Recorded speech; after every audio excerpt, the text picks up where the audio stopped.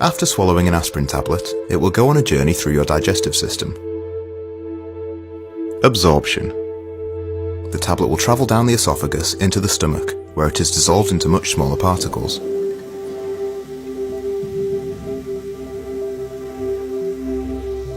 These particles will continue their journey into the small intestine, where most of them will be absorbed into the blood. The small intestine walls, also called lumen, are lined with tiny villi which stick out to provide a large surface area for the nutrients inside the food to be absorbed.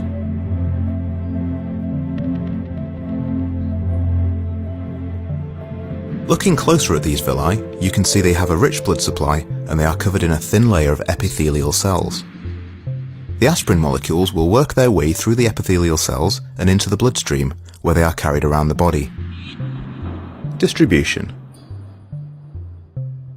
Blood plasma contains complex molecules called albumin. Albumin is a protein made by the liver which transports nutrients around the body.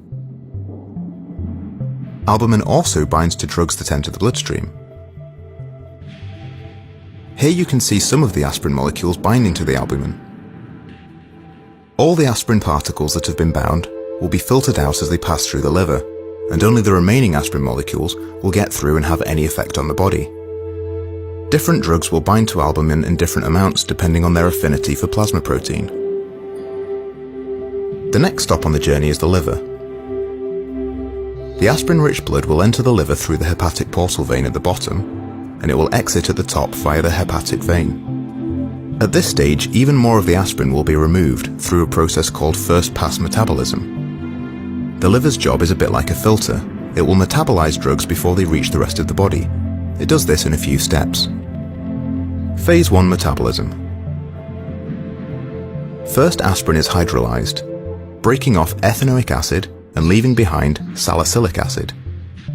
This salicylic acid isn't water-soluble, so it can't be excreted in urine yet. Phase 2 metabolism. An ionized group is then added to the salicylic acid, forming glucuronide, which is water-soluble and can be excreted in urine. A lot less of the aspirin will continue its journey onto the rest of the body, including the site of the pain.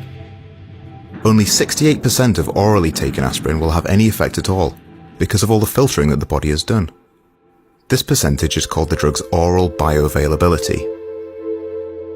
If drugs are not administered orally, e.g. intravenously or buccally, then they can bypass the small intestine and liver, so none of this filtering takes place and they have 100% bioavailability. We are now at the site of some skin tissue damage. Tissues in the skin are creating prostaglandins, which are causing inflammation. The prostaglandins are sending messages to the nerves in the skin responsible for the sensation of pain. Once the aspirin arrives in the blood supply at the site, it prevents the production of prostaglandins in the tissue, which will reduce the swelling and stop the messages being sent to the nerves that are perceived as pain. Excretion. Any remaining aspirin in the blood will go round and round the blood supply, going back through the liver several times until it is all used up or filtered out of the body. It travels into the kidneys and then into the bladder for excretion.